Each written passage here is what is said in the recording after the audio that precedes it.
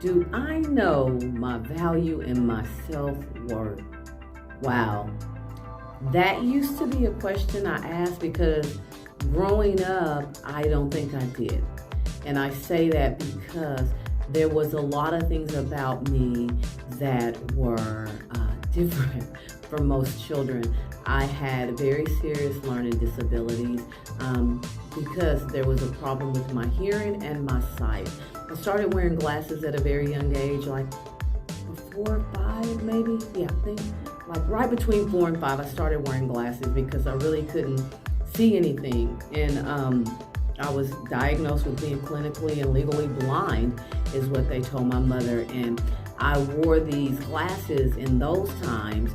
I'm 54 now, so you can imagine. So I started wearing these glasses and they were like really Coke bottle size. And I mean, they were thick. And I got laughed at, I got picked at. At that time, I was a little skinny, scrawny thing. So I really got picked at and called four eyes, of course. And of course, I was the first person that most people ever seen with those type of glasses. I've got really, really picked at. And my defense for me was beginning to be tough and aggressive. So it was like a defense for me, like guarding myself became my defense. And just joking with myself became my defense because I was getting picked on at school. And so then bullying became my defense. And so I did not know my value and my worth because I grew up with people telling me, family, friends, except for my mother and my grandmother and my siblings. And I say that because I don't want people to think that about them, and we'll get to that.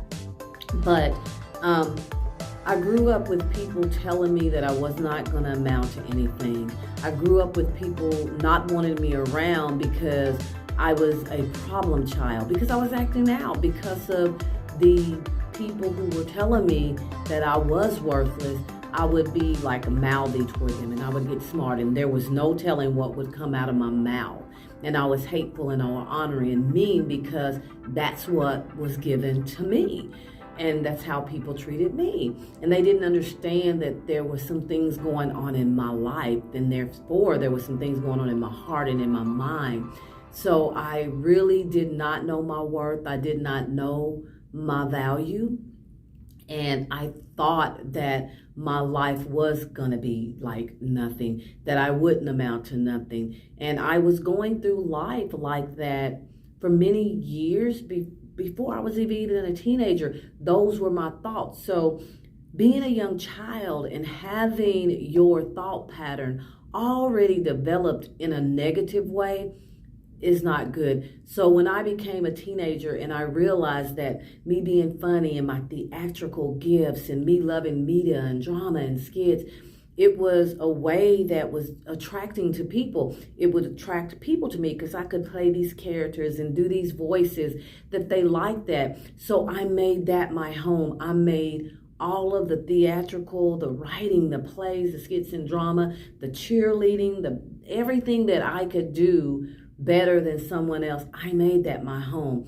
Actually made that my idol, which that's a whole other book.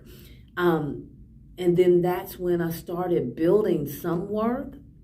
But I never will forget that, and I will say this, there was a guidance counselor and I was explaining to her what I wanted to do in my career. And she reminded me very quickly that that was not for me because, first of all, I wasn't intelligent enough for that. I was a female and I am also African American. And she had no problem reminding me of that.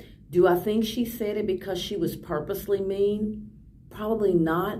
But she believed that because that's the narrative that she had probably lived her whole life. And so, no, I did not have any self-worth after that. And I just lingered through life. I didn't even set goals for myself. There was nothing in place. There was no cushion. There was nothing in place because I was literally just riding a bike or driving a car going nowhere. Just